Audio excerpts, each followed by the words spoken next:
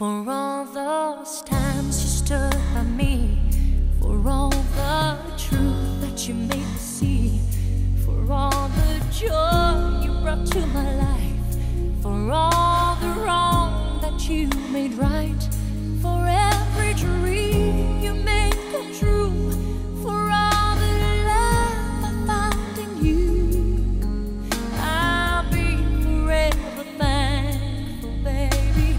You're the one who held me up, never let me fall. You're the one who saw me through it all. You were my strength.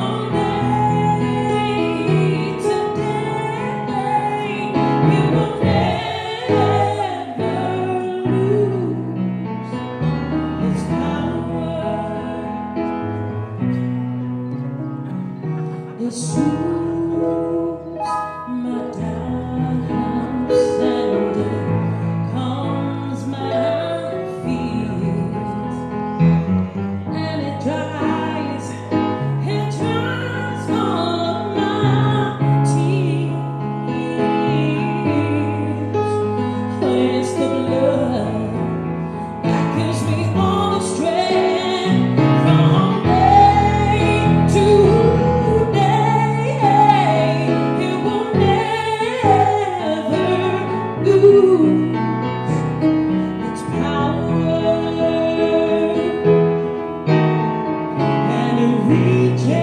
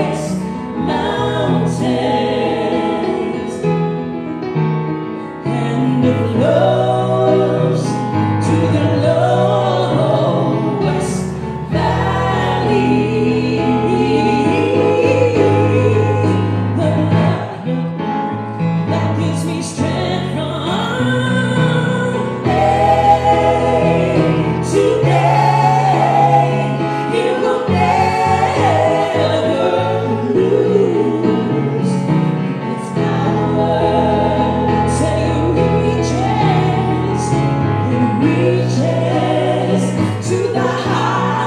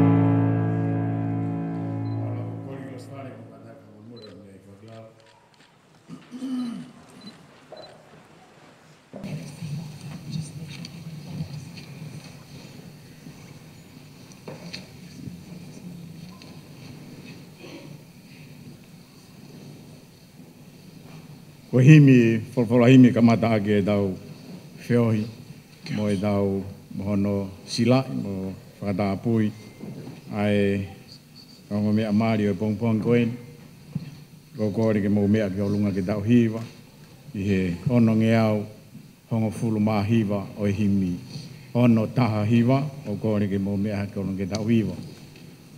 Sila tamua ki pe tani e, kau hoko mai ko si o whare, ko eni hoku lau maari e, ko furi a ki pe, ke whaite ki ho wa e,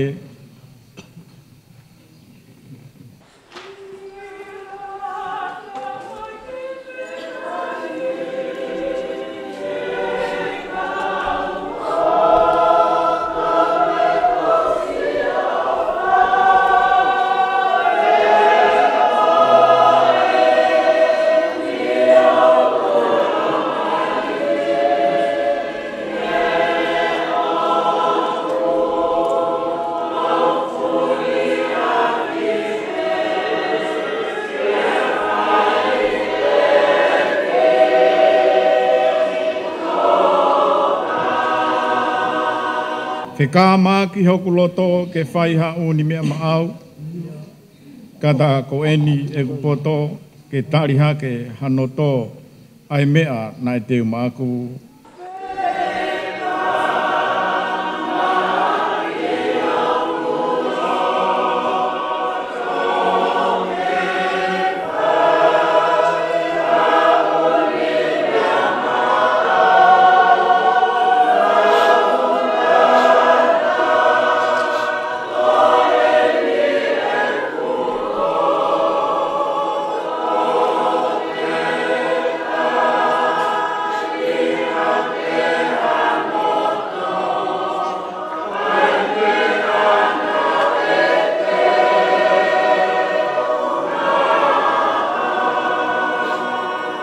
E a musia kau Fai'aho alofi o e whangapere, o kunau whea ngā inga aho, o i kai ilo ki a pō, kai māmai pe e.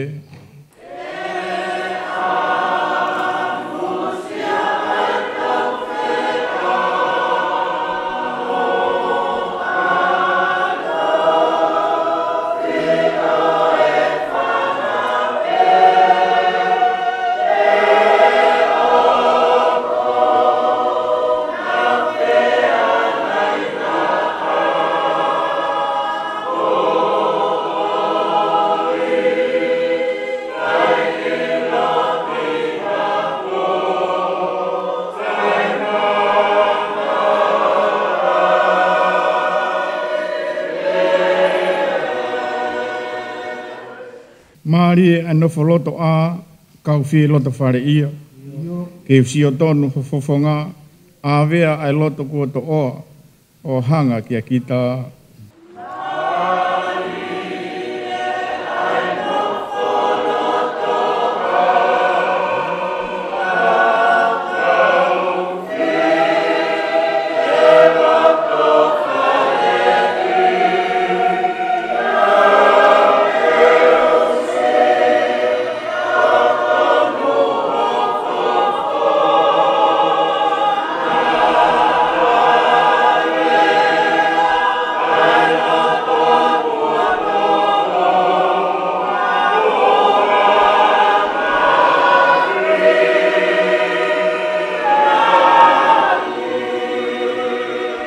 Maata la salosi mere, kona uhiki ki he langi.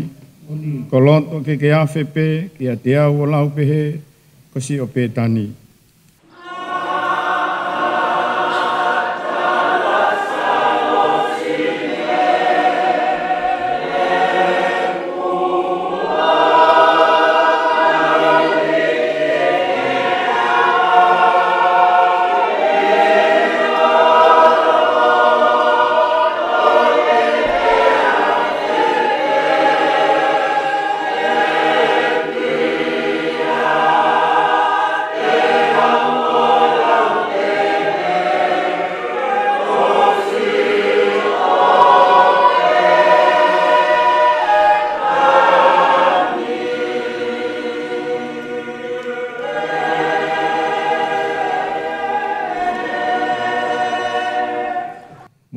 Kilalo ke tau lotu.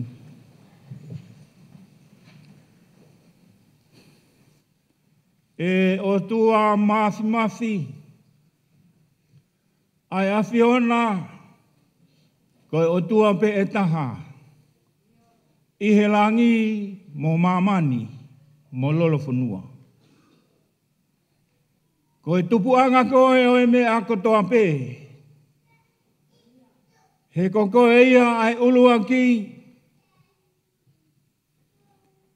Nā ke tanu pou a mamani.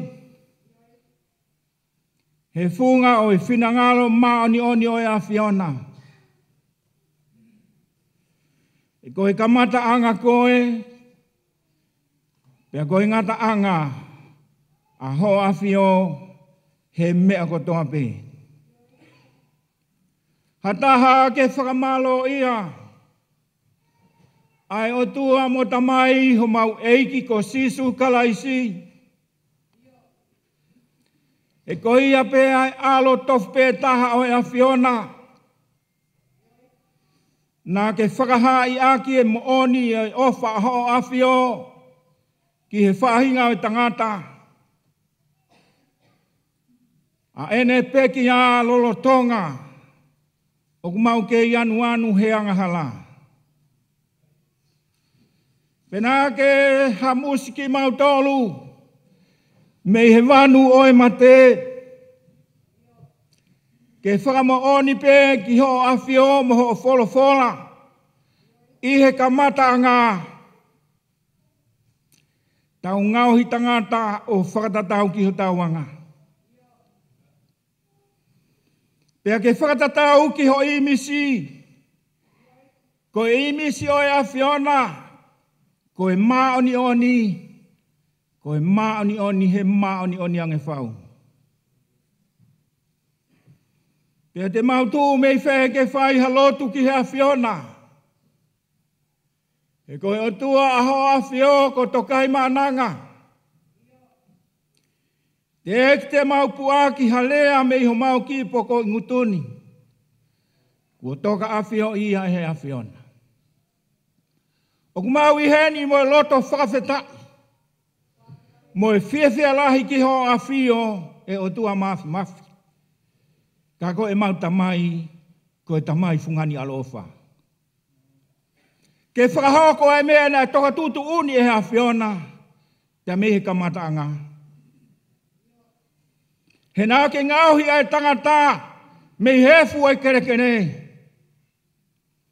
Pea ke ho, ki hono awa i hua manawa mo ui. Pea hoko ai tangata ko e kakano mo ui. Whawhetai atu ke hea whiona, e o tua mafi mafi. E nā ke whina ngalo ke ngauhi, ai whewhine, ko he ao ia mo e tākaua ki he tangata. Ia talamai ho o whakatupu, nā ke whakamohe, ai tangata, pea tōki ai, ha mohe ma. Kai whai e hea whiona, aho o ngā ue, ke whakakakato, ho whina ngalo ki he mamani nā ke whakatupu. He kai ke hoko, he kai ke whiunga ki he tangata, ke ne no whotokota he whuungou e tapu. Whakawhetai atu ki ho a whio, e o tua mafi mafi. Koe uluaki koe pia moe ki mui, ko oku iai mo nae iai, mo ka hau ai a whiona koe ao niu. Pea ke hanga o whakahoko ai tangata mo e whewhine, i o whaita pekina ki nā wahi kamata anga. Ke nā whakatupu, whakawhonu mo whakatokolahi a mamani.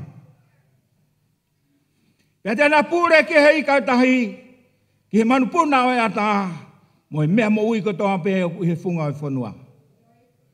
O kuhinga e o tua, mafi mafi e mau i heni.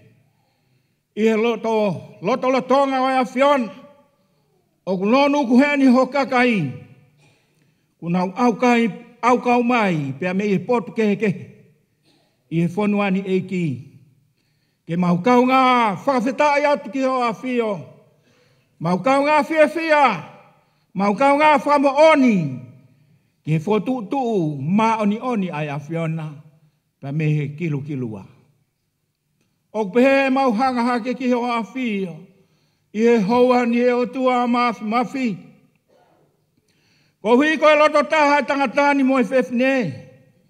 Nā ke lalanga ki naua aki, e ki ai whetokanga aki, ai maheni. Pere hanga plusi ho na loto, ai ofa ai a whiona. Koe ofa aku maa, koe ofa aku hau haua. Whawhetai atu ki ho a whio, e o tua mafi mafi. Taku hinga hei eiki e mau uno mai. Ai tangata pia mo e whewhine. Ai ngai whamiri hono kotoa. Whawhetai atu ki ho a whio. Ieni. E o tua. Ai mātua e tangata. Whamiri mo i kāinga. E he whoke o tua e mau whiawhia. O ki heni ai mātua ai whewhine. Kāinga pia mo i whamiri. Sia si hono kotoa, maheni mo i kau ngā mea. Whakamalo mo whawhetai ai ki ho a whio. E o tua mafi mafi. E ki he kumau lotu ki ho a whio. Mau whakatawange ke hifo tāpua ki ai a whiona. E o tua ai, haere hifo ho lau maari e maani o ni. Whakamalu ho skaina e ki i he loto mo e lau maari. Mo e ata mai. O talavoni, mo e whine mui e ki. Amana ki whakahoko e nā fuakawa, mo e tukupāhe ahoni e o tua, au mau kore, ho tataki mo ho whakamama, ai laumari e topu tapu o e a whiona. Whakamalu tu umau hona loto. Ke whakahoko e awhiona e ki. Ai ua ke hoko pe koe taha. O whatatau ke o whinangalo mo tūtu o ni he kamataanga. Pehe mau whakawhetai atu ki ho a whio. E tamai fungani alo o wha. Tāpe kina e ki. Ai kātoanga mari o e ahoni. Hange pe o tua. O whai tāpe kina. E ki. Ai kātoanga mari i kena i kāreri. Ke whotua i ai langi. Pea moe nau o e a whiona. O whinangalo maoni o ni. Ke teng mau tolu whahinga o e tangata. O pehe mau hangaki ki a whiona me whakawheta. Whai tāpe kina mai eki. Ai ou au kotoa pe polo kalama. Kātoanga mari o e honi. Ke taki tonu pe ho a whio e lau mari. Ho mau loto ngā. E o tua. Ko hui pe ke ongo le rei pe. Pea ke langi ia pe huafa o e a whiona. Tāpe kina mai ai whiohi o e honi. E o tua mafi. Ringi mai ai kresi a o a whio. Ai lau mari o e taha. Ai lau mari o e merino. Ai lau mari o e whiawhia. Pea moe mooni a o a whio. No te kina pea hai aki ia. E o tua. Ai tangata mo e whiwhine koeni. O kunau iho ao e sisu. Ke whakahoko ai tutuuni ai a whiona. Nā ke toka ai pea mihe kilua. E ka ilonga hamea ko whakahoko e a whiona. Ko e talai ho wholofola. Oua, nā toke whakamawai i he tangata. O pehe mau whiawhia mo e whakawhetai atu ki he a whiona. Tāpe ke no mai aki mau tolu i he ahoni o tua mafi. Hai, ka pusi, ai lau maari e kotoa mpe o e whiri, mo e whakawhihi. Whakahalereu he whiohi, ai kakai ai a whiona i he ahoko e ni. O e maulotu e mo e whakamalo, mo e whakawhetai atu ki ho a whio. Mo tāpe ke no mai e wholofola. O tōkaki, pea ku o teu he lau maari o e a whiona. Kanufonofo ia ki ho mauloto lotonga. Whakafau mai i ho sewani ti sisu. Whawhetai atu ki ho a whio. Tuku ke taunga tonu. Tuku ke oo. Tuku ke taria. E talavou ni mo e whine muini. Amana ke whakahoko aki. A hona whare. He koko e pe sisu kalaisi. Ai makatu unga na e toka ai. Langa ki hai eiki ai whareni. He ahoni. I kai toi mawai. He kai toi veteki. Toki vete pe he pure mauni oni ai a whiona. O iai maulotu mo e whakamalo mo whakawhetai. A awa an kolori au tai ngata. Iak mau kore kotoa ngahi me ani. Whai he huafa sisu kalaisiko alo. Kako ho mau whamo ui. Amen.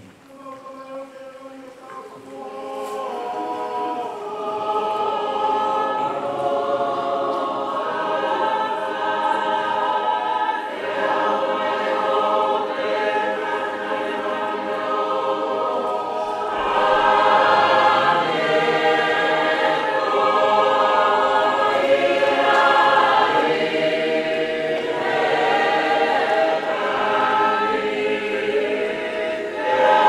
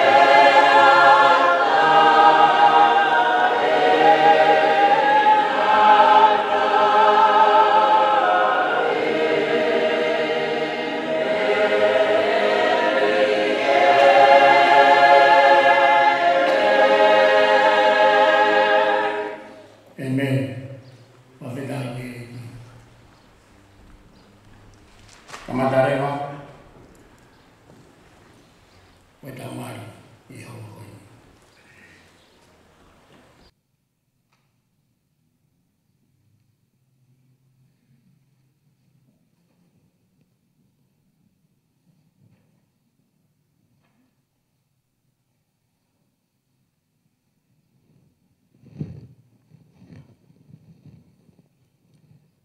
Si ka inga. Ko tau whakatahene a o tua mo kakaini. Ke whakahako a tangatani mo whewhineni e mari topu tapu. Aia koe nonofo ku moru malo. Na whakotu e he o tua. E taimo e kei hao hawa e tangata. Aia u whakahaa mai ka te ki tautolo ai misteri o whiohi a kalaisi mohono kakai. O kuhaa koe mea maa ni one ai mari. Te toi ayat, and true, te toi ayat. O kuhaa koe mea maa ni one ai mari. Hena e whea e kalaisi ni ulaki mana I he mari I kena o kāleri. Rau whotu mai e Paula. Ke whae he kakai ko toa pē, pe ongo I molu malo. O kuikai ko mea ke honoa ke ai hataha, pe ke whai hamu munoa, o hange ko hamea wa inga pē. Ka ke whai mato ak tokanga, pe a whai whakakaukau I, pe he loto a pasia ki he o tua, te te whakafokia te whoikonga koe ni. Whanongo mai kau whewhine whanonga, whanongo mai kau tangata whanonga, pe pehe ka ki moa ngo mea mari. Whanongo mai. Kau ka te whakatakata I nia. Whanongo. O kuikai koe mea ke ohonoa ke ai hataha. Whanongo ki ai? Koe mari, koe ka mea ke haa? Ohonoa ke ai hataha. Aku moani bea kuloi. Aua. Whanongo. Pe ke whai hamu munoa, o hange ko hamea wa inga pē. Whanongo ke entu. Ta koe mari, o kai ko ha? Whakarea ko he kaupalangi, ko ha plate kei me mari. Ke osi pē mari ko ni pē osi pē huki tu a whaiho to loto. I kai! Pei he loto a pasia ki he otua. Kai o maa ai mea te pū. Ke ai hawhia toko ni aki he tau whanonga I mamani, I he leirei mo e koe whakatau osi. Koe whakatutu o e api. Nai pēha no whakatapui. Ke iloa ai ki whamiri, ta ke hoko ko hafoi society, whe kupu aki. Whe toko ni aki. Whe whakawhie maari e aki. Koe ai mea to tonu ke whiongoi aki he monu mo mala. Te ai whai rewa ai whakapapau I e tau tonunga, ai tau tangata le lei, e kau whiwhine, e kuonga kotoa pē. Whawhita I he eki. E whihu angani tau tapu. Ko I heine ango me ani, ke whai hona whakahoko. Ko ia, kai hataha ko ne ilo ke hamea, o totonu ke ta awhai hona whakahoko, ke ne rea ni mai ki ai, he taimini.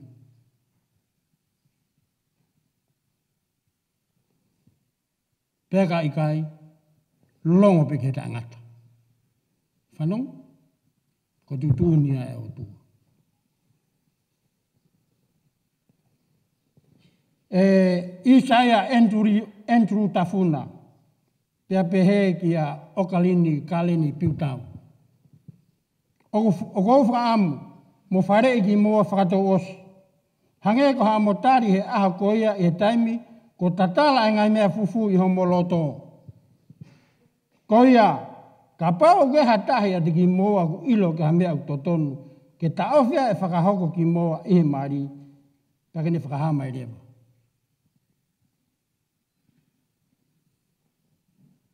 Ke mo ilo, whakapapau inu.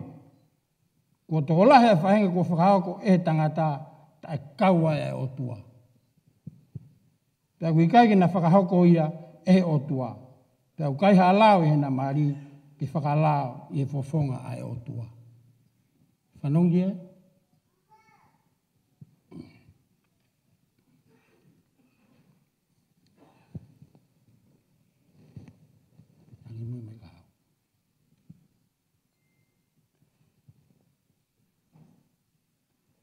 O go whakamahino mo whakapapau.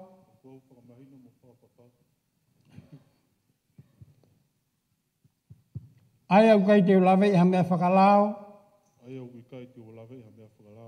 Kene taofiau entulu tafuna. Ke ua na whakahoko e kumari mo Okalini karen piutau. Whawhita ke iki.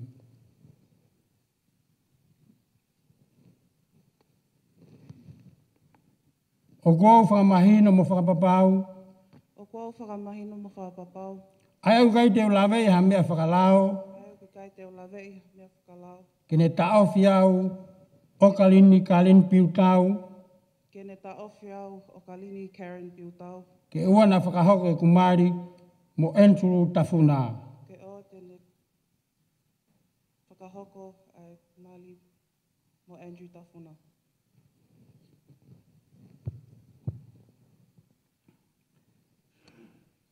Aisea entulu tafuna. Oku ke loto ke maa wai whewhineni ko hou waifi whakamau. Ke mononofo whakataha i he whakamau maa oni oni. O whakatatau ki he tūtūne e o tua he tuunga tapu e mari. Te ke ofa ke ateia, whakawhie mare ia, whakapa mo tauhia. I he mamahaki mo mo uilele. Ko whikonga ne taha entulu ko tukangi ai. Pea ke siitua ki he kakai ko toa pe. Whanongia? Ka ke hangataha pe ki a te ia, lolo tonga okumo kei mo ui. Ko loto ia? Whawhita ki he iki.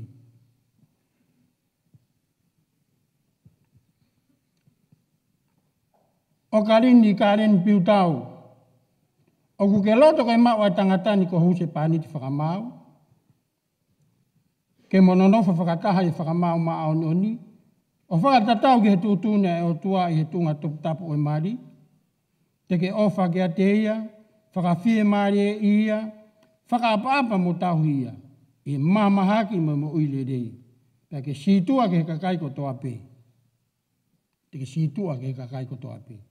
Ka ke hangataha pe ki a te ia lorotonga mo kei mo ui. Ko loto ia? Ko kuloto ia. Mawhita ki eki. Ko hai o kune whaki a whewhineni, ke maari pia mo tangatani.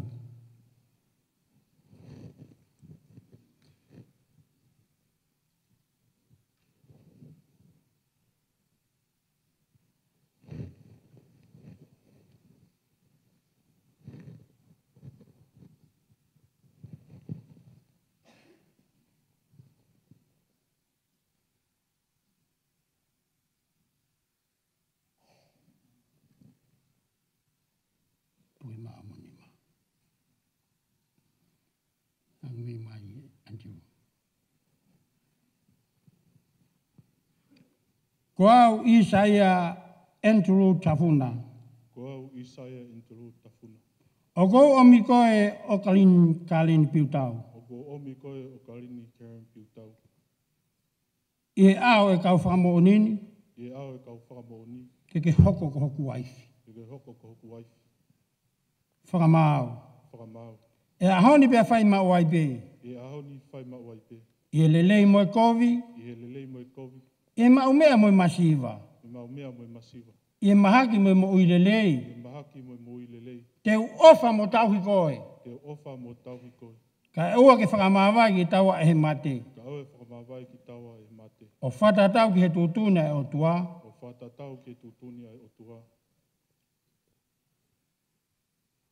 Entru, pehangi ai. Koe ku fua kawa ini ka te koe. Whawhita i ke eki.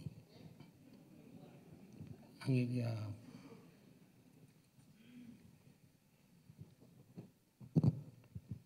Ko au Okalini karen piutau.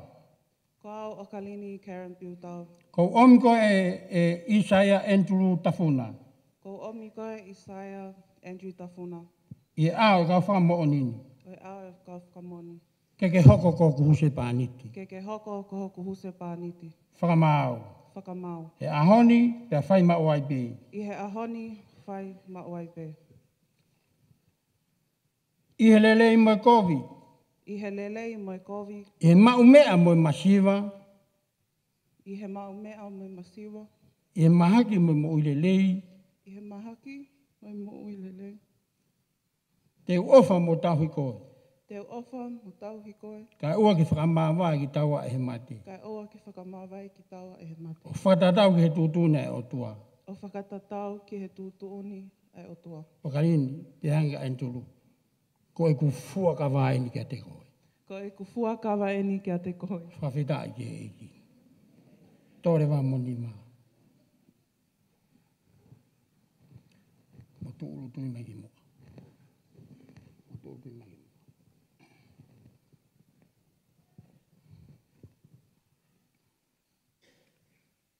E o tua a ta ngata. Ai a whiona koe whakatupo mo e malu e whaahinga ko toa pi.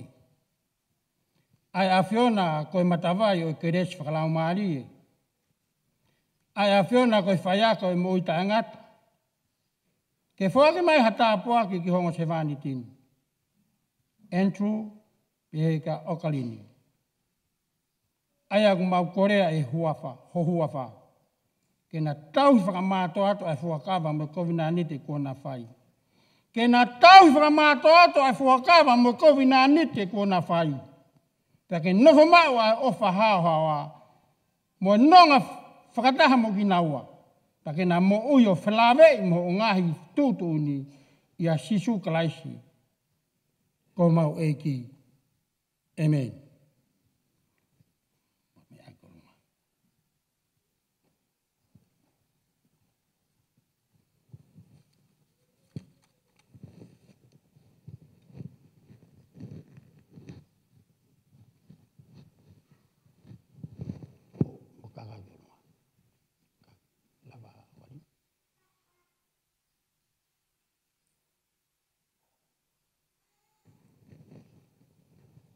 Kore ke siasi be ke ngai family mahini mo famoi more mo mea ki olunga.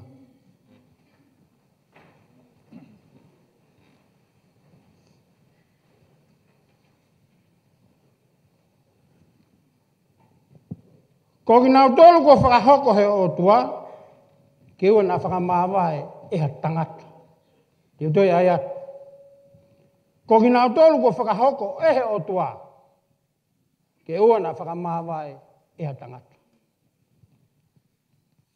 Kainga, koe mea e harea a Andrew, pea mo Okalini, ke whakahoko ki nau e he mari top tapuni.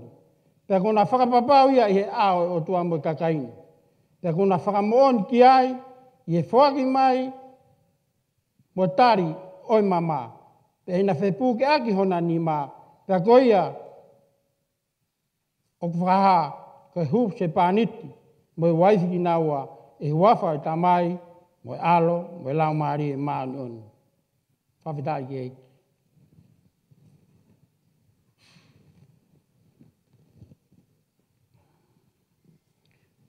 Mai hona mama whamoremore.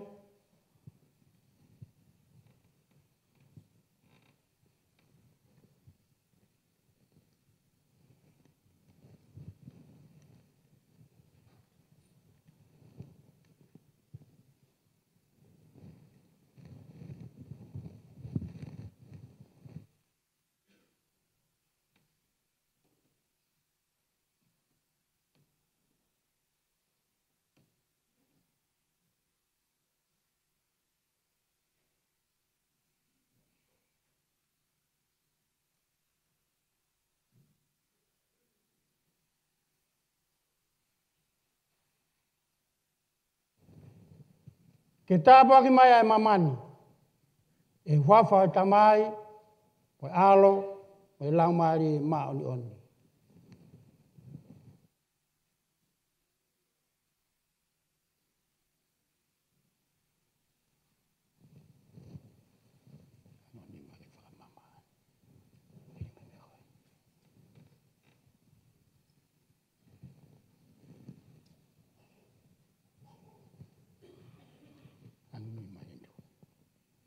O kou ai ai mamani. O kou ai mamani. Koe whakailonga e whakakawa me kovina ni te kota whai. Koe whailonga e kovina ni te kota whai. E huafa e tamai. E huafa e tamai. Mo alo. Mo alo. Me lau maari e maoni Lau oni. maari e maoni oni.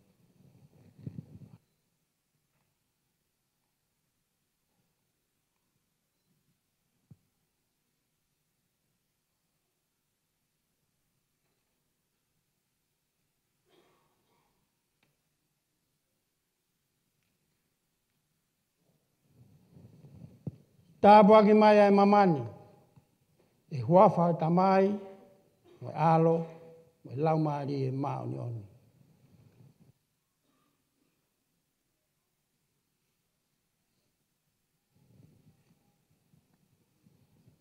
O kou ai mamani. O ko ai mamani. Koe whakailonga e whakawa me kovina ni te kota whai. Koe whakailonga o fuakawa o kovina ni te kota whai. E huafa e tamai. I e huawha e tamai. Mo alo. Mo alo. Me lau maari e maoni oni. Mo lau maalia maoni oni.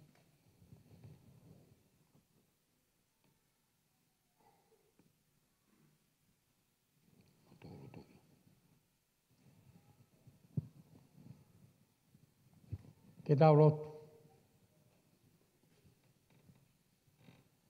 E o tua ata ngata. Ai a whiona koe whakatupu mo malu e whahinga ko toa pē. Ai a whiona koe matawai o keresi whakalau maari. Ai a whiona koe Fai'aho e mo i tangata. Ke whoaki mai ha tā puaki ke hongo Sevani tini. Andrew pehe ka Okalini. Ai aku mau Korea i o hua wha. Ke na tau whakamāto ato ai whuakawa mo kabinani te kona whai. Pea ke whakanofo mauai ai ofa hao a mo no ngā whakataha mo ki naua. Pea ke mo ui o whelawe i mo ngai tūtūni.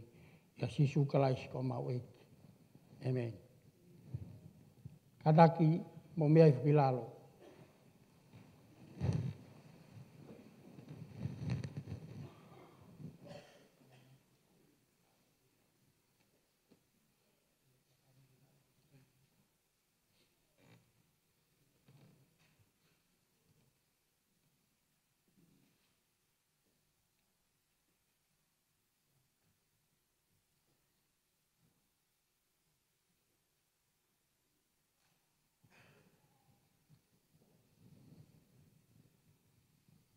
Ke tau roto. Ke tāpua ki mai i mau ai Sihova mo ne tau hii. Ke whakaulo mai e Sihova hono fofonga ka tiki moua mo ne alofa. Ke hangai fofonga mai a Sihova ka tiki moua mo ne atu ai merino. O whake tāpua ki mo malu i mai. Mo tauhi mai ki moua. Ko eiki mohu mesi. O whake whakafono mai ki moua ake ngahi tāpua ki whakalau maari e kotoa pē. Koe hui, ke pehe ho mo whakawhea ngai i he mo ui ko e ni. Ka mo mau i he mama ka haua he mo ui tai ngata. Ia sisu kalaisi ko tau eiki. Amen.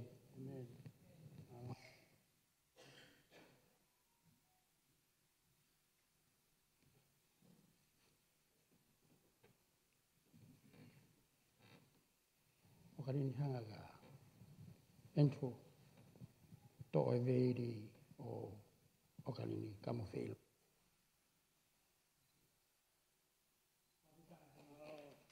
Pas mai.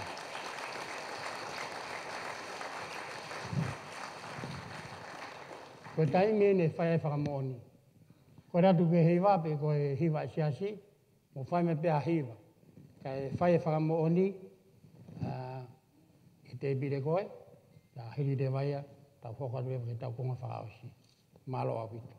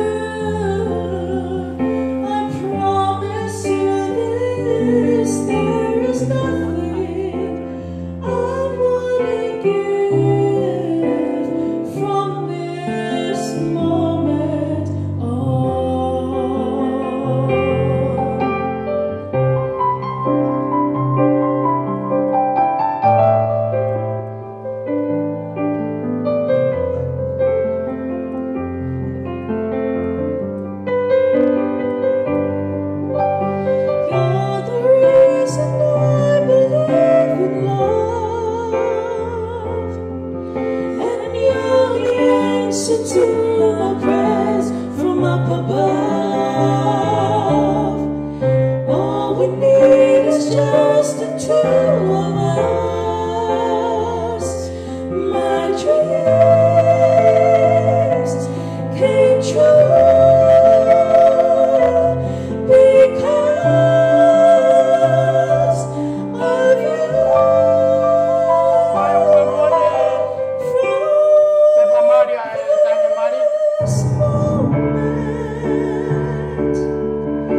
As long as I'm with you, I promise you this: there is nothing I wouldn't give from this moment on. As long as I live from this moment on.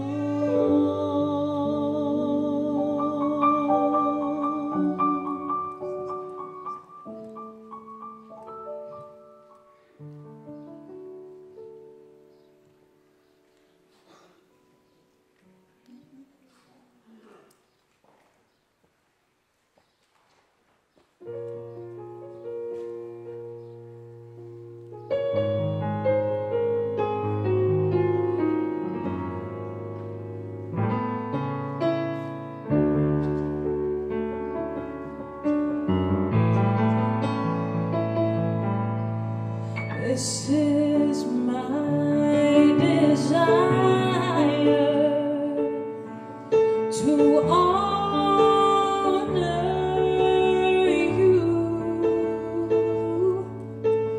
Lord, with all my heart I worship you.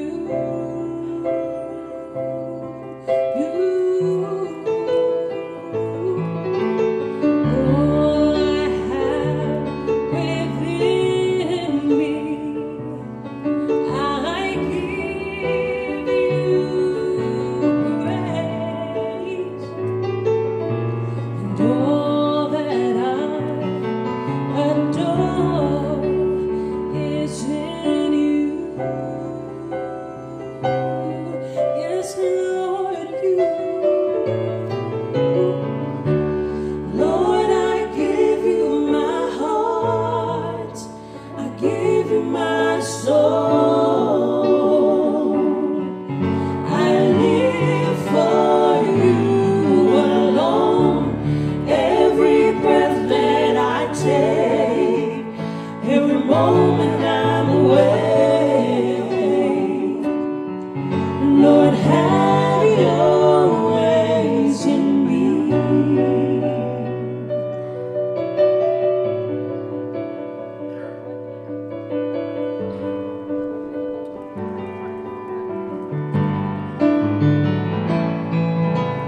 This is my desire, oh, to walk under you, Lord, with all my heart I worship you.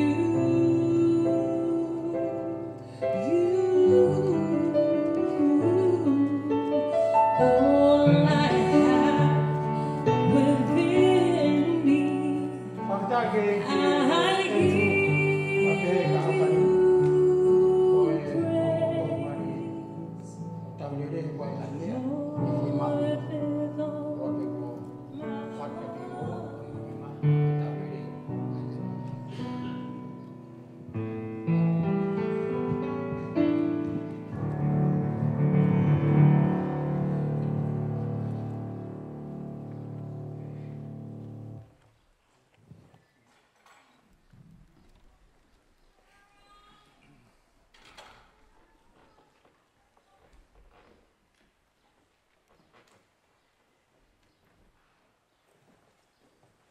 E whainga maari e koe ni.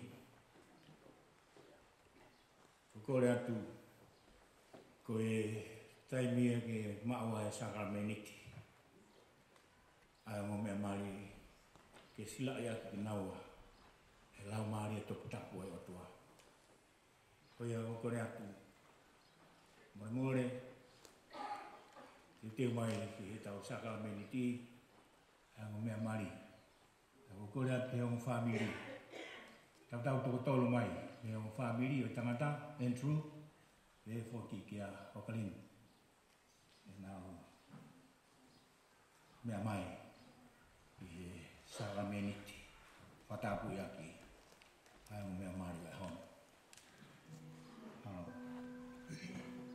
Kore be, si, whai mai be hahiwa, piano be, kui ka e whahoko rewa, a Sakaramenti, a onga mea mari, ka pehe ki onga whamiri.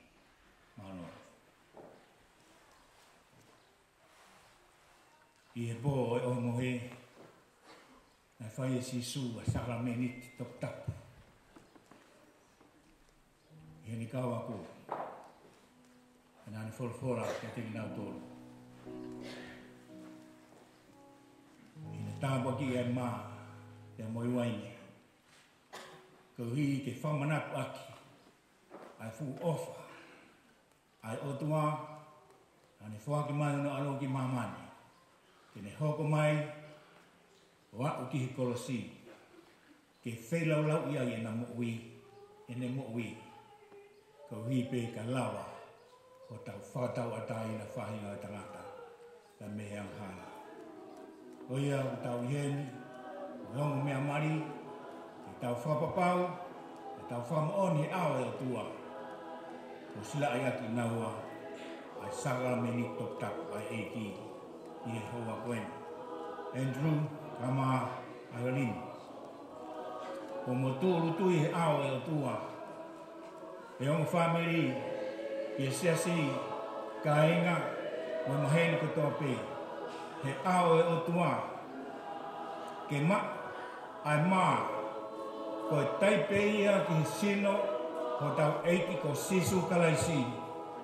Ko e sino ia na e anuhia. Na e kau imaya. Na e pekalai.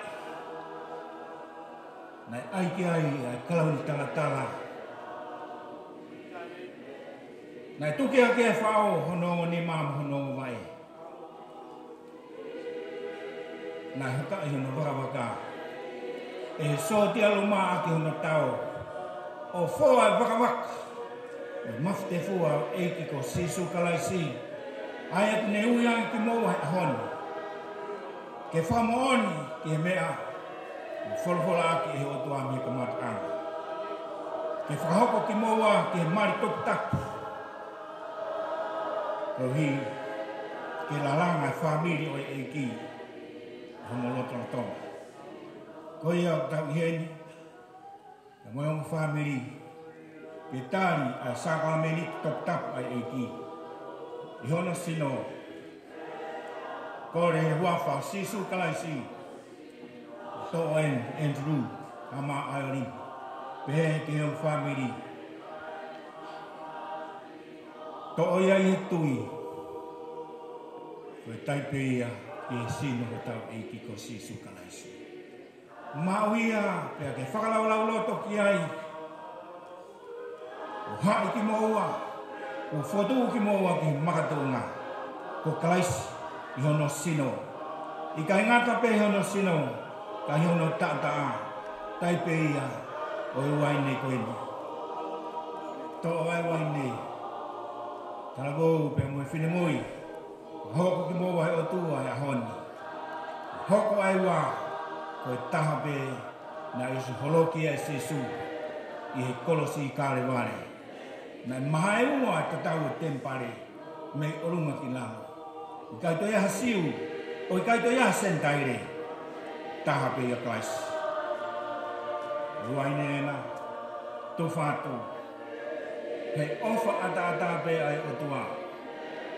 Ao hiwa, mahina hon honfu mata. Ta, wanoa ua wha. Whamoani aki. E whamiri o ko eni. Pe tae laha ki o tua. Tawai pepe te ke langa koula.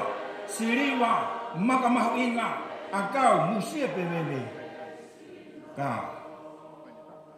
I ao e tua. Fiema'u. E siri ake ai afi. Te tae lahi ke o tua. Te tae lahi ke eiki. Ngai whamiri. Siasi. Kainga kutoa pe. Tau i hen. Kou kore. E wafa sisu kalaisi. O to eni. O inui. Pe ke on whamiri. Inui ai he loto whakawhetai. Loto honga ia. Mo e whewhia ki he ko sisu kalaisi. He tau kai. Mo e tau wingu hono sino mo hono taita. Kai mea te pū. Ai ongo mea mari a hono. Te slai aki ki ngā ua pia whakamak. E makato ngā ko kalaisi. Ai nai toka ai me kilu kilua. E toka veteki e mate. E tamai mafi. O mau hangahake ki hea whiona. Whonu ho mauloto he whiawhia. Honga ia mo apasia lahi ki ho a whiu. He mau i he ao o to kai mana. Koni eike o mea mari, Andrew, ha mau Okalini. Whakawhetai ap ki ho a whiu.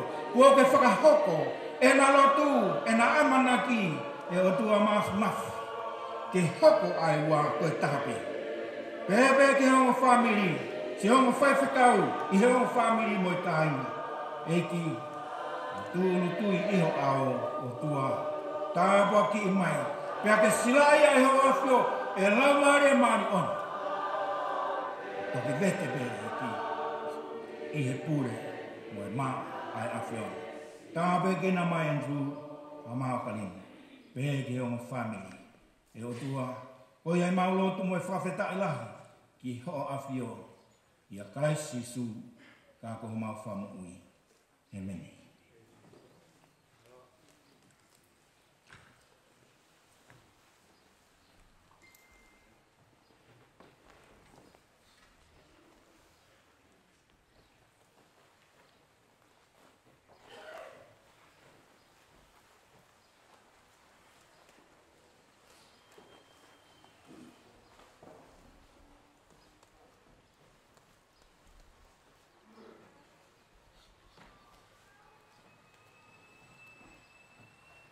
Taila ki eiki. O hoko lewa ki he whorowharahi manaua.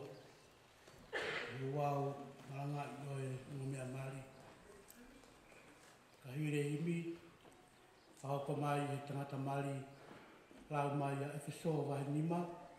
Vesi woua ki tolu. Ka lau mai lewa se whine. Awa pita wahi tolu vesi waki ke nima. Te upeke, o se pe tauhini, mata mai he tangata mali, o se pata hoko mai hini mali. Ni mangi au, mono wa fu mao no himi. Ni mao nono, o more mo mea pe ilalo. Si su he fotu he toko mano, masani hake mea furipe. Ko tumu wa fei taulalo, se o whaanga kula mali e.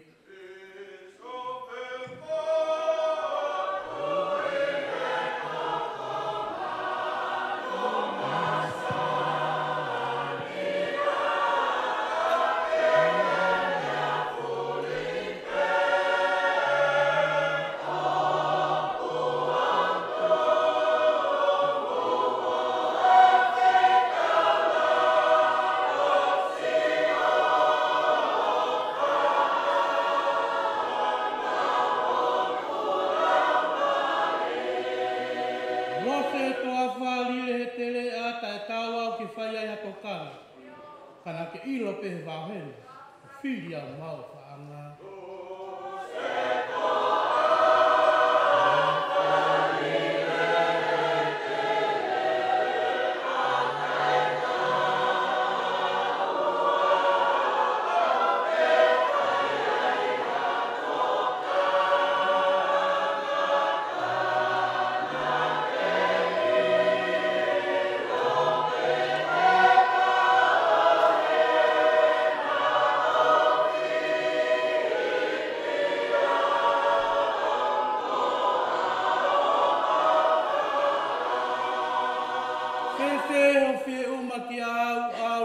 Whakalieri.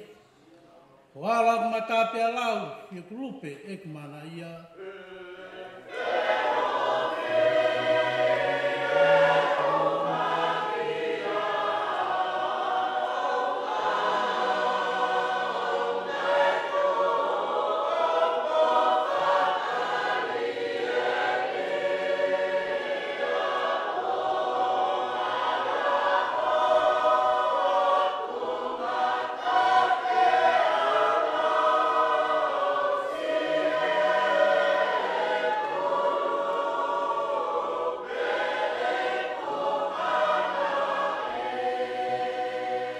lau atu e vesi nima, tau hiwa mai pe i e vesi whakausi.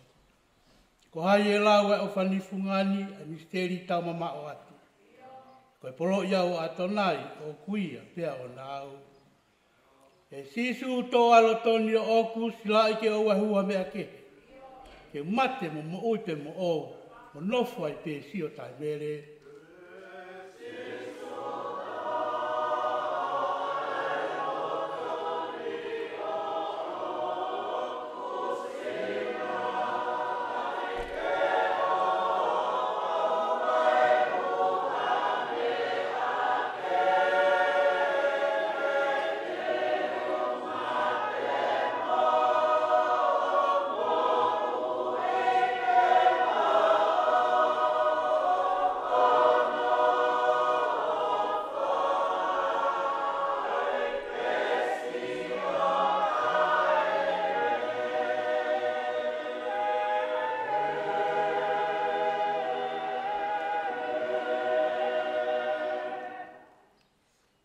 Feso vai nima ves wataki wanima. Ai kau fefini moanga nofo ki si o monga husi taniki. Tuka lunga rawa.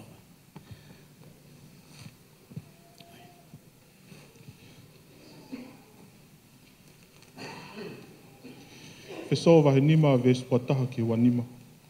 Ai kau fefini moanga nofo ki si o monga husi paniti o hange ki he eiki. He koe husipani koe ulu e waifi, o hange fuki ko kalaisi koe ulu o siasi. Io ko ia koe whakamoui o sino, ka neongo ia kai hange o kuanga nofo ai siasi ki a kalaisi, ke pehe fuki mo e kau whewhine ki hono ngau ngahi husipani e mea kotoa. Ai kau tangata mo ofa ki homo ngahi waifi, o hange fuki ko kalaisi, nai o whai e sisu o ne iloi a ene afio, ko uhi ko ia. Amen. Malo. Sono noa.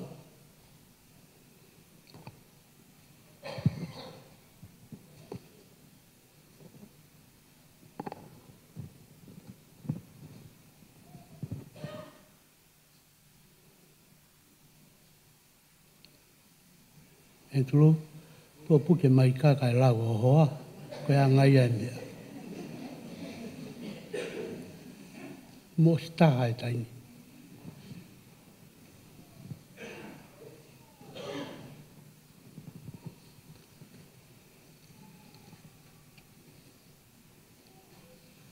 Ka ua e le soni e lau maktau tolu i he hoatani. Ha ia i he uluaki ipseli a pita. Wa e tolu, ves uluaki ki he nima. Aia pehe ona whakalea. Pehe foki, ai kau whewhine, mo wanga nofo ki ho mau ngahi huse pāniti. Koe uhi, ka ai hani ihi o talangataa ki he wholofola, hei ilo e mau mai ki nau tolu, aki ai ngahi tō onga a ho nau ngahi waifi, kai ikai aki halea. He e nau mamata ki he maa o ho o mou whakawhea ngai mo taka apasia. Pea koe teu o e whaahinga ko ia, ke oua na a koe teu i tua, koe whi o e ulu, mo e ai o e koula, mo e tui o e ngahi kofu. Ka ke nau teu aki ai tangata, fufu o e loto, io aki ai mea ta e auha, koe anga vai vai, mo e anga malu, aia koe mea maho inga au pito i he awhio ai otua. He nai pehe foki ai teu ai kau whewhine mā oni i mua. Aia, na e tuu e nau whalala ki he otua. He nā nau wanga nofo ki ho nau ngahi huse pāniti. Amen. Alo. Ko whamori ki whaimai tau hiwa whawale soni.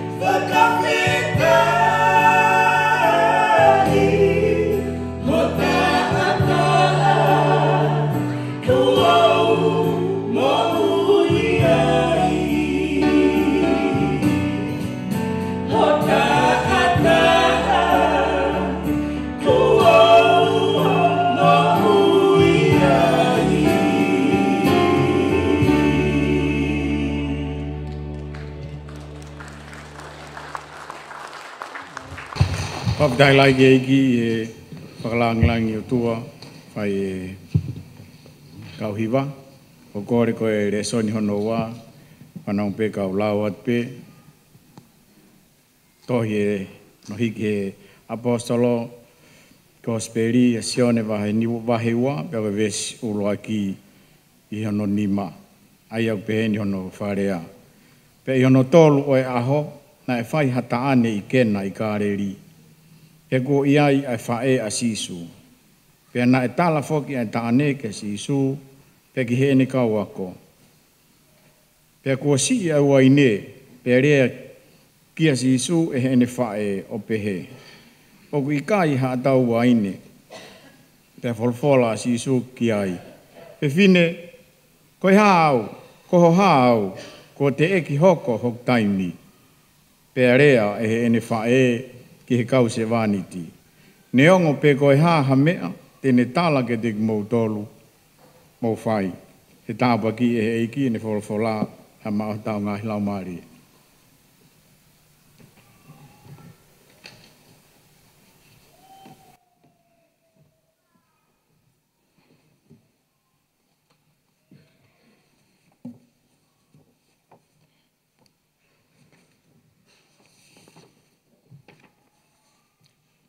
Whatapuki he o tua mawhi. O tua e whaamiri. O tua e Māori. O tua e Huspaniti. O tua e Wafi. O tua e Siasi. O tua ia ngai tunga whare.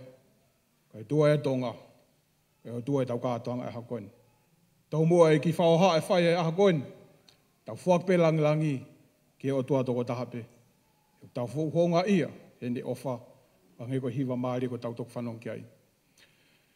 Whakatapu kia whanau mo e whangamangapuna hau eiki. Whakatapu ki tāna ki Palestine sas tokai gole a kalaisi. Haa whakalunga tonga. Whakatapu ki Palestine sas whakatataha. Haa whakalunga tonga. Whakatapu ki ongo whahu. Ongo ulumotua.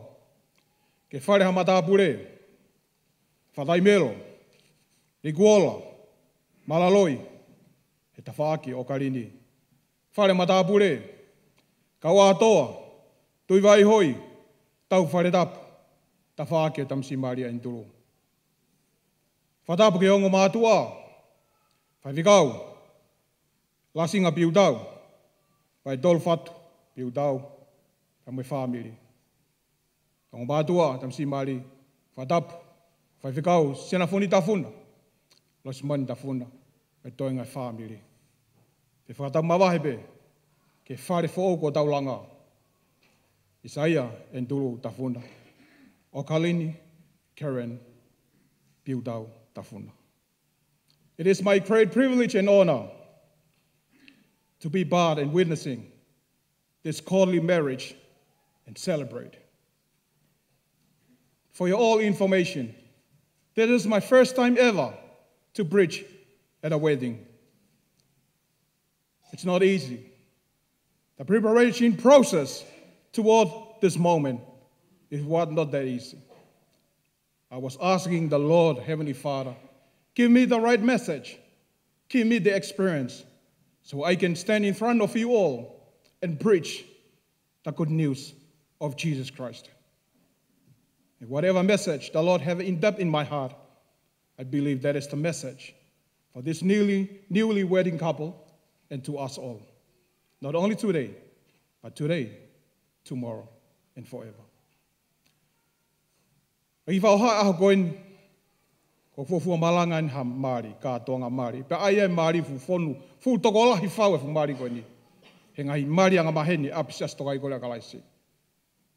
Ko tui e toi tokolahi ange konga hano ua anai. Fu Māori u tokolahi. Ka tala e wholofola, mea ko tō hoko he maa mani koini, ke ha mea e whau mai ta e whau mai whaka atame o tua koe tamai. Nothing happened in this world without the permission of our God, Heavenly Father, according to the Bible. So, standing in front of you all, even though it was through Pastor Sinafoni Tafuna, but I know it was God's plan today. God's will, it's always the perfect plan. And that is why I say, it is my highest honor, my humblest moment, great privilege to be part of this wedding celebration. Whawhitai hei ki, koe koe kau he whakatoanga aha koen. Ka weinga e ki whaoha aha koen, aia pena e lau atu, he whai whikau he le soni. Sione waha ua ves raki e nima. Taka vesi ua konga uraki un pehe mai ai. Pana e tala, ai taane ki a si isu. Sina foni molos man. Na ke mo tala mo ke hivala se asi ke na wihene ahon. Sai beia. Sai beia. Ko me agona me whakaloloma. Ka pauna ki ke tala ki asisu. The wedding, John chapter 2 verses 1 to 5 was reading by the pastor. But verse 2, the first line says, Jesus was invited to the wedding. That is a blessed wedding. That is my theme for my message for today. Webe kawing apo-apo, ako whakotu ubege ahon. Kapao moloto ke monu iha mo family entulu Okalini. Talaga si Isu, ai me ako toape. Koe toki waine ia, ai vai. Au doi ayat. Kapao moloto ke monu iha mo family. Talaga si Isu, ai me ako toape. Koe toki waine ia, ai vai. Vai vai be uki whaoha, ko lari pe tolu. Tala teo, whamaapopo. Tala mai he tohi tapu. There are different society in this world. The society of the family, society of the community, society of the church, society of the government, society of the country, society of the region, society of the global international. Different society. But the smallest nucleus of all, the society of the family. According to the Bible, that it was the first society established in this world. Koe fua society, na whakotuhe o tuahe maamani koe ni, koe society family.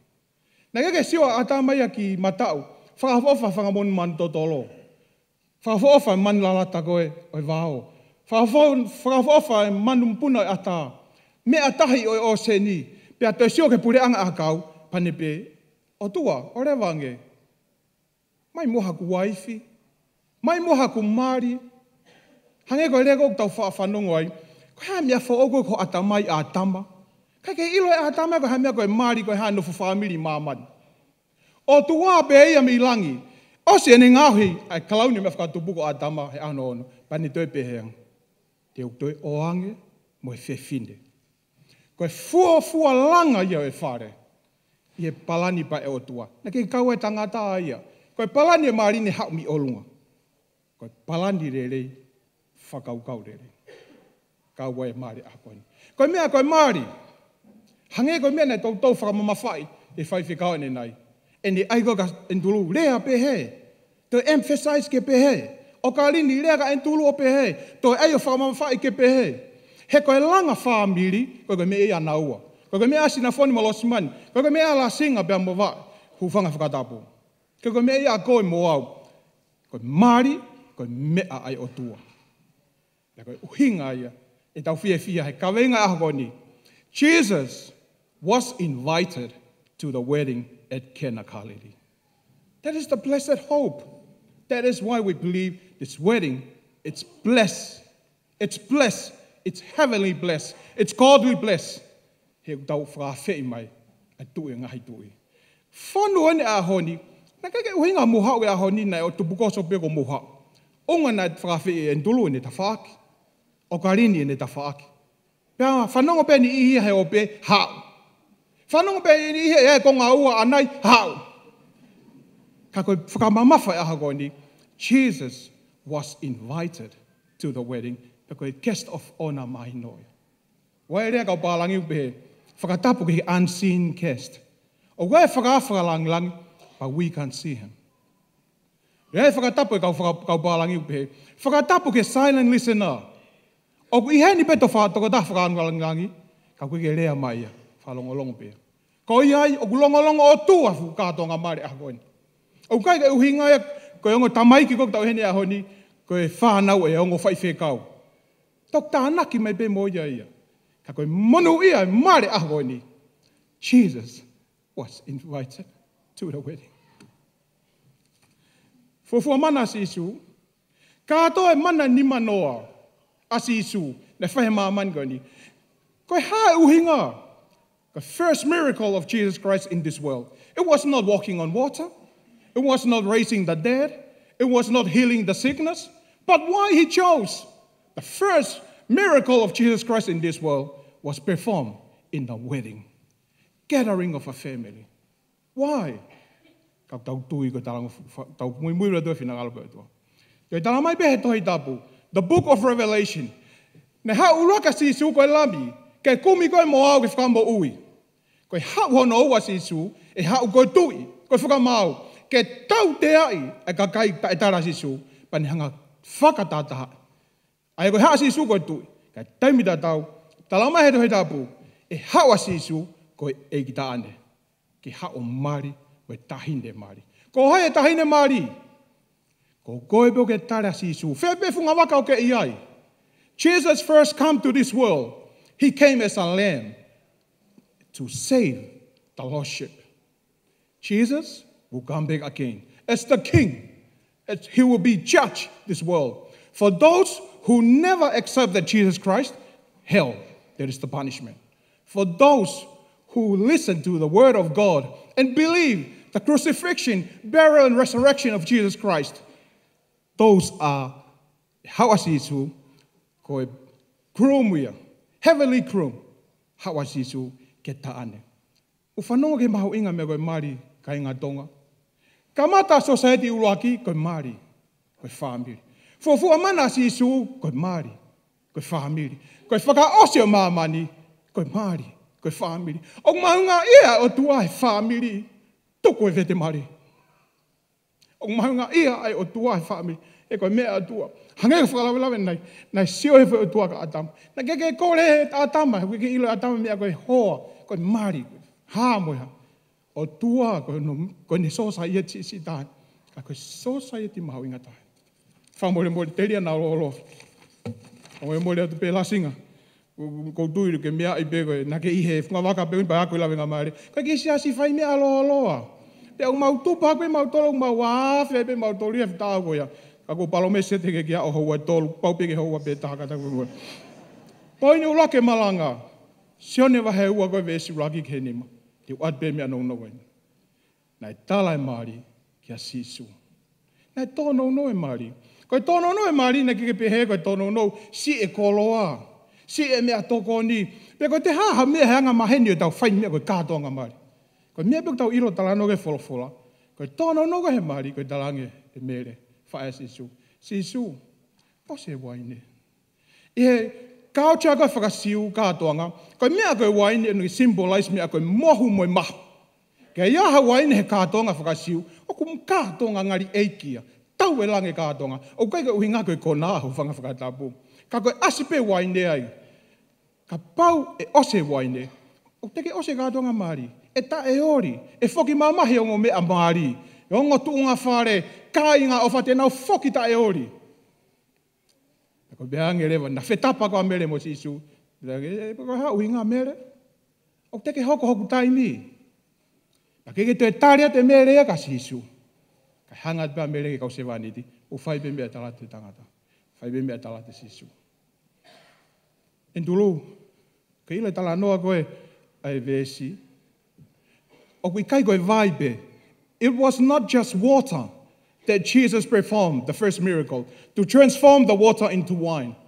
It was not just water. It was an unclean water. Why? Because that water used to clean the feet of the Jews who attend the wedding. O kui kai koe vaipe. Koe vai uri. He koe vai o ngawa ke fufulua ke vai o kausiu nau amana ke ateni ko he kātoanga. Mo mao e whakaukau ai. Hanga rewa sisu o ririu e vai uri, vai palaku, vai tai whiunga, vai hawhinga kino hae vai. O ne ririu o koe waine. Vai be sisu. Ke lawa i ata, ke lawa i mere. Ke lawa i tangata tau hikawa. Ke lawa i he ongo mea mari. Whai be sisu. Ko rea whakatau talu nei whai koe. Tangata pure koe whare. Ange ka bauta ohi tau society taimini. Nei osi koe hanga sisu o ririu e vai ke waine pe ave ke ulu motua. Pe hanga rewe ulu motua tesi. O vare ulu motua. Talange ulu motua. Koe no molo e kātoanga. O mai e ai waine re he kamata. Koe sio pe koe e kau pā. Kau pā tenda koe he pā. E mahu ilo pe entulu. Pā tenda koe he pā. Koe nau sio pe nau tolu ia. Ko kona e kātoanga, au mai rewa waine, ke koha waine sāia. Waine whakaangi. Pehe mai rewa tangata. Ka koe ni aku kehe, aku mawhuri. Koe no mola mama niu pehe. Hami aku mawhuri e mea koni.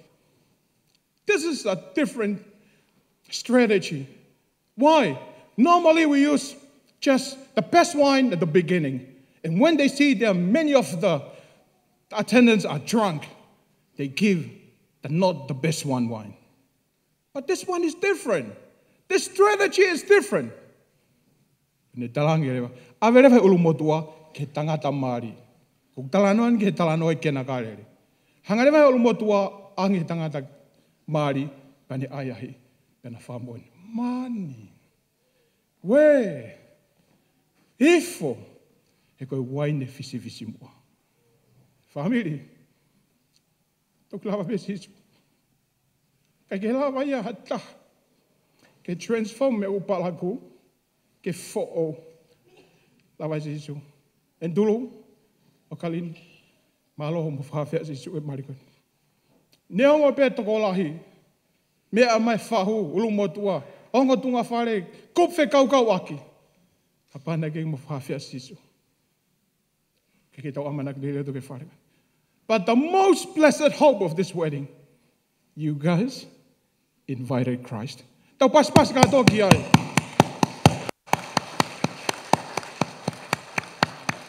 That is the guest of honor of this wedding. My family, tonga, tau usma family. Tau takta feu ibe. Okay, ai mo ke ki frasio ko loto fare. Te wi ai to ko ta ko ya. Ko ia pe ia, tene lava transform from unclean to one of the best wine, only Jesus Christ. Oi no wa, o mbone alo. Ahoni, ta wo mai ke maka. Pilio te ahoni. A single boy, a single lady. Osi he ahoni. This chapter, it's closed. At the same time, we mark today a new chapter in life. And dulu, your single boy, it's end today. It's already end. Couple of hours ago. Now, show me your hand.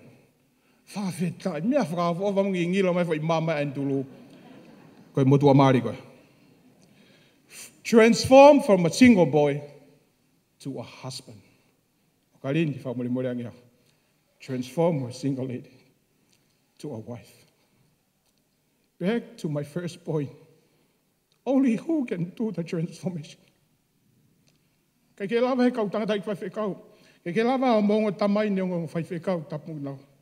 Only Christ can transform. Why? Because it's come with responsibilities. Koe alume he talavou ke husipani ti wa no ngahi pore. Fere. Ka koe le son na molau ane nai. Entulu tala mai pe he apostol ko Paula. Tauhi a Okalini ake ofa. Ko feu koe te ke lava. O lava husipani tauhi no waithi ake ofa. Hala. Kai ke lava ha tangata. Ke lava ha fefine. Okalini le son na ke lau. Tauhia entulu ake whakapa. Honor and respect. Can you do that? No. No one in this world.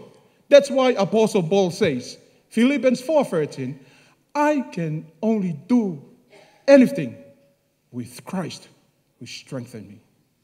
Okalini, teke toku lava po tauhia entulu ake whakapa. Kapau teke maupe akalaisi ko ke whakawhiahani. Entulu, teke toku lava po tauhia Okalini ake ofa. Kapau teke whakawhia epe. Toko taha koia. Ai aku mo whawhigi ahoni. Ahoni mau ta utu me he koutou te mau whewhakamoni ake. En tulu mo Okalini. Kamata me hiwa uruake koe kau hiwa nei. Whanonga mai a mahanga mo e kau best meni koe ni. Ha uepe me kau whewhini, ha me kau reka. Ma wongo e fill the atmosphere with the Holy Spirit. And we thank you for that. We believe na si lotu be mongo tamai mongo whae. Ahoni sisu. Kake na loto nage. We thank you for that. Us, we just came and witnessed. We sensed and felt the Holy Spirit because we believe you guys was invited Christ. The second point of this preaching, te mo alo, mata e honi, homo talavo mo fine mo. Kako mo hiki fonua koe ke huspani te mo waifi. Ke mo lava mo ua. Toi omi pe toko taha ko ia na mo whawhi. Toi alo pe mo ia. Ke kauai e taha. Koe ko hanga kauai whai ngofua. Koe osi e huspani te mo waifi, te mo toi alo, tamai mo e whae. Koe ko halau te whai ngofua. Te osi e tamai mo e whae, alu ke hoko koe grandpa me grandma. O koe kai ke whai ngofua mo ia ia. Kai toki lava pia toko taha. Na ne ririu, ai vai pala ko ke hoko koe waine fisi mo.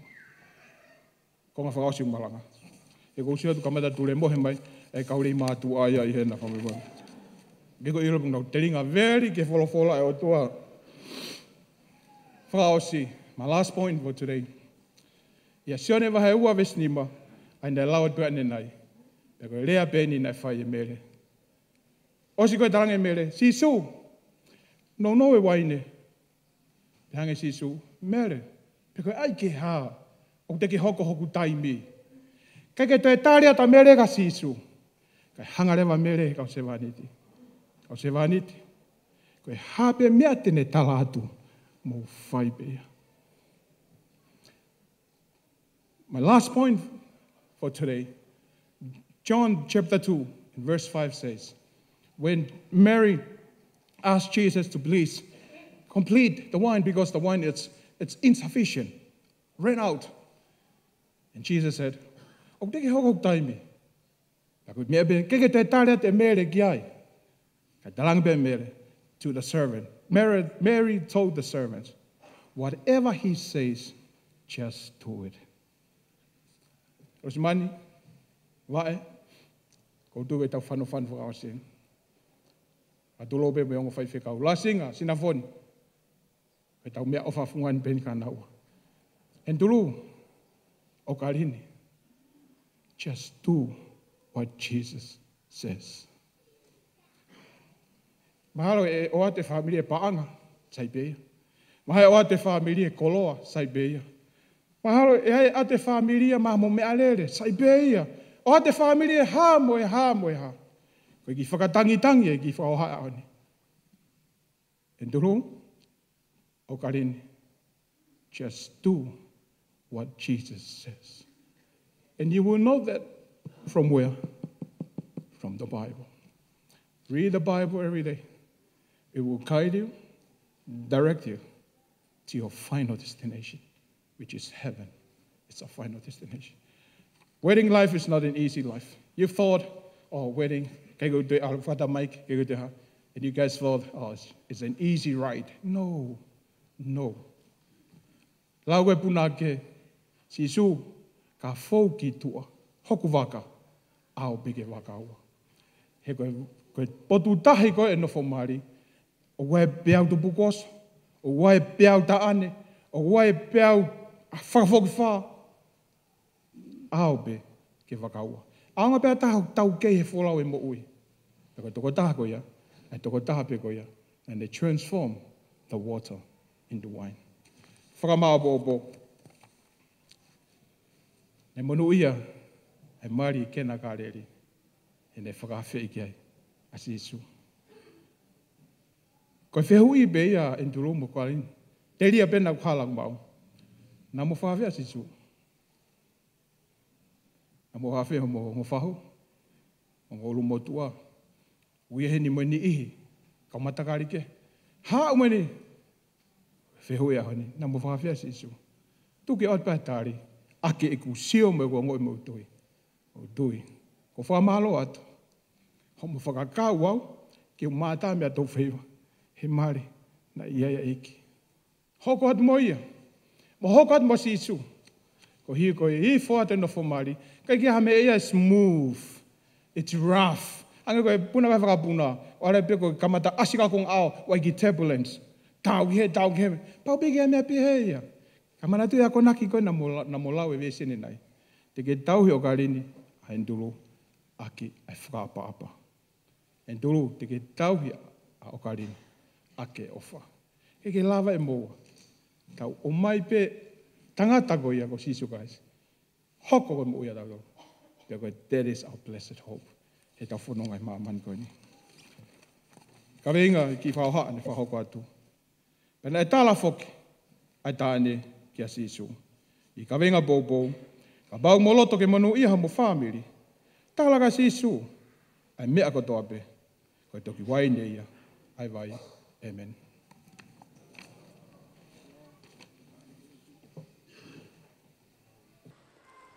Tauhiwa whao, mai more mo mea korunga, tauhiwa I whangiau, o ngā whurua himi. Whao anoa, I koro e koke nā I o tokareri, e fuha I hena a iwio e eiki, kai koe whawhanga pia whaito mahaki, ka koe katoanga, koe whai o marinu.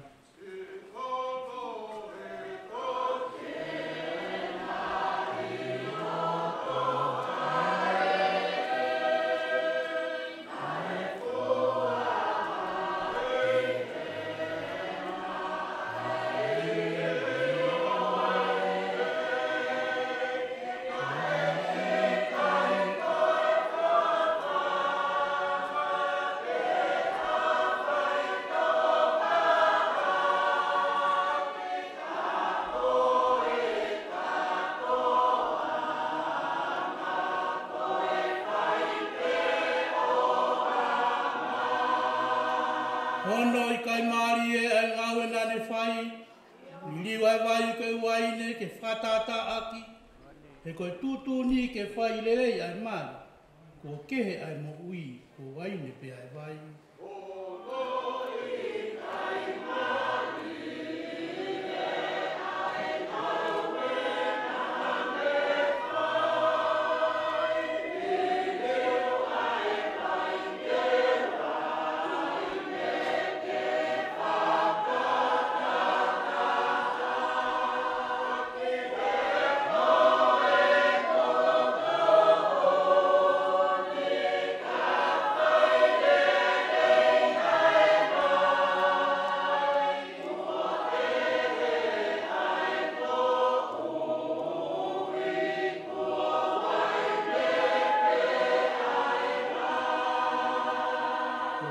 Tāpua ki e tau tamai ia, ki hoko pēa e mari koe koto fie. Ki hanga ori aki ai kai ngā kotoa, kai piki ki he waifi koe matai koroa.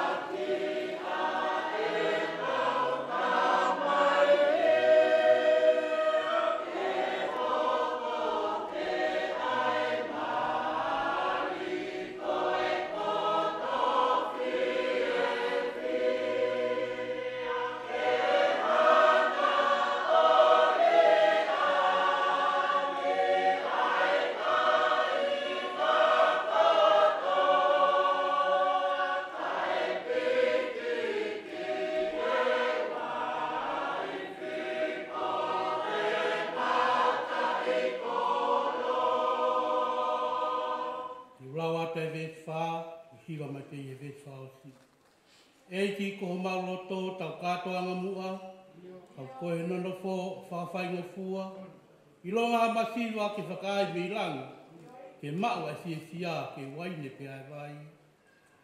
Eiki ke tāpuaki a onga mea ko eni, o hange koe mari I kena kāleri, ke hāiona api ai ngawe ai o tua, koe whewho whani, koe waine whisimua.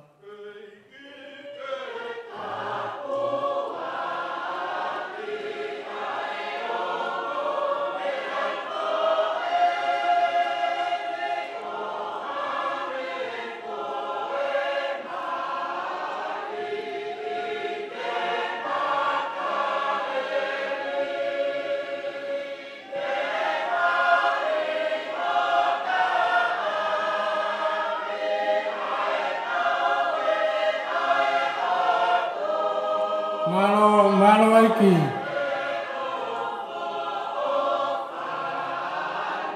Whawhita aiki.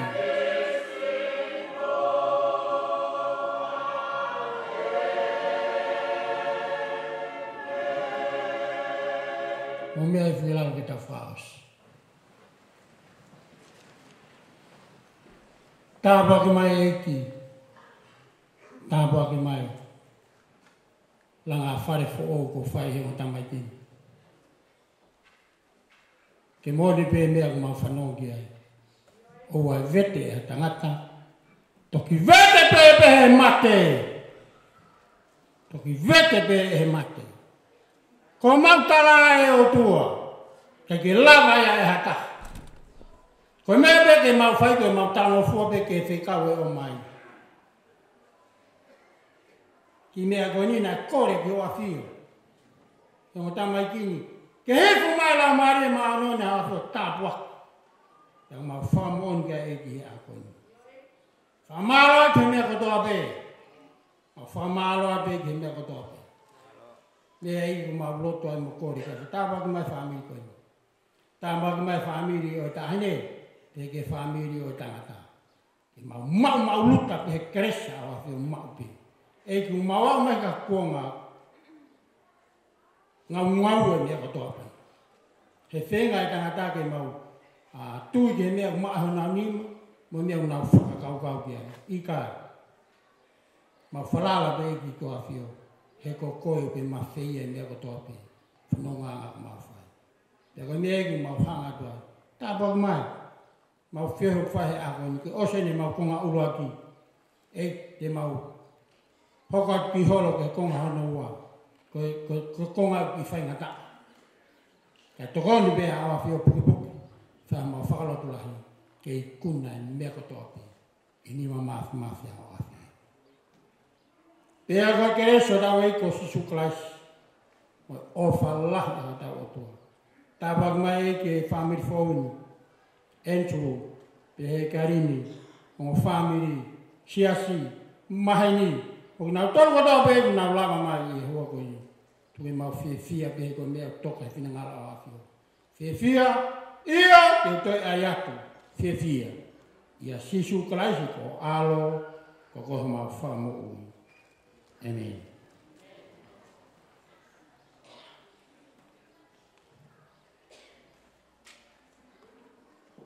Ko e lava ia tau ko ngau labi. Ko tui e whanonga atu ai o mea mari. I moi. E hoka atu nau kauwhanonga. E tau hoka ke konga noa. E whai pe i horo. Tuki e ka paupaha ki ta whaketo ewa kea mo mea marini. Ta tau ki tātari pe i horo. Whaka paupaha whaita. O wope ki muwhi laki to e whakunga pe i heni. Whahanga whaita. Ta tau to hoka atu konga noa. Malo apita. Whaftai ke i.